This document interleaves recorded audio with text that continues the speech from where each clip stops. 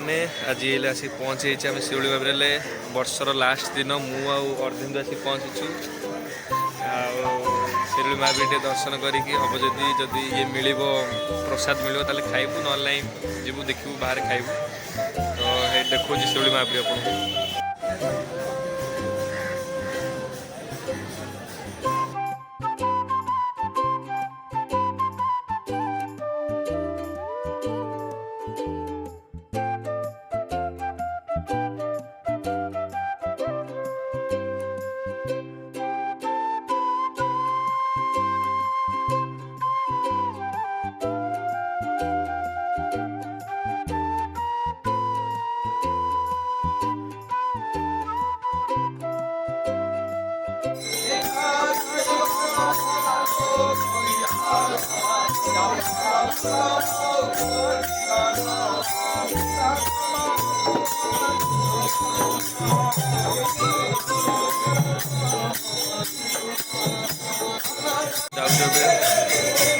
दर्शन बढ़िया है दर्शन बढ़िया मस्त है जाऊँ ये करके हनुमान चालीसा पढ़ के बाहर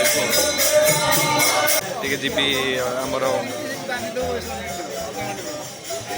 एबे पीसानी घर को जापर जी आई घर को आई घर डायरेक्ट जी पुरी तर लास्ट दिन तो 2024 लास्ट दिन आउ शिवली महाबीर आसी बहुत खुशी लगे मत कहीं पूरा बढ़िया दर्शन है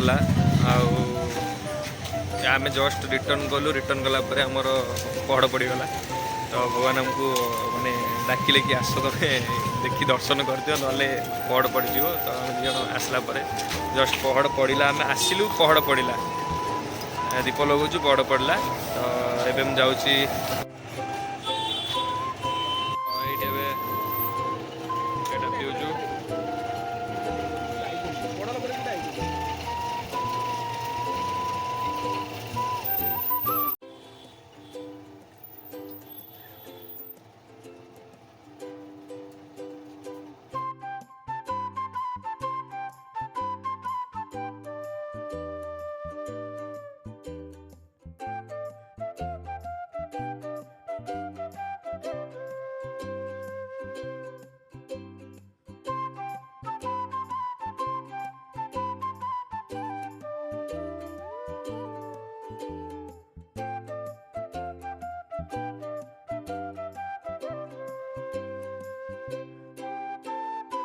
एबे आसिक आम पहुँच सारूँ मामूर पाखापाखि हो गलु देखो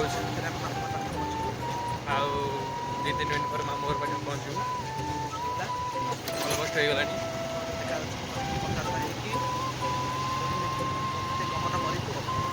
देखाई अजा अच्छा तो अजा को देखाई दिल्लू भी आसी मो भाई आसी देखाई पुरी को जीवु तो बहुत भिड़ होती जीवु जीवु रास्ता पूरा हाईवे गाड़ी चल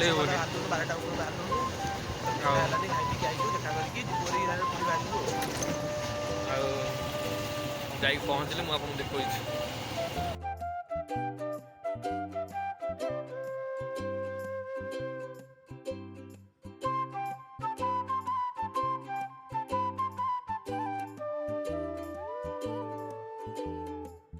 अबे अजार आसिक पहुँची गले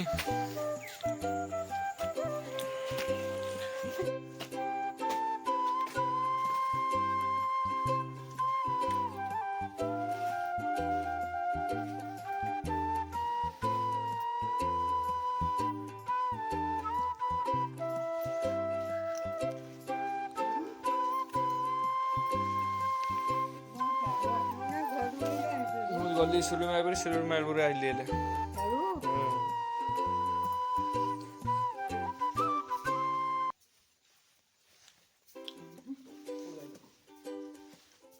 चल चा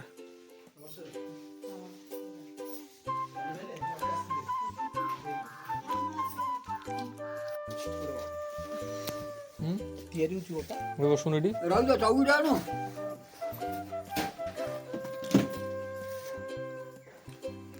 काम हो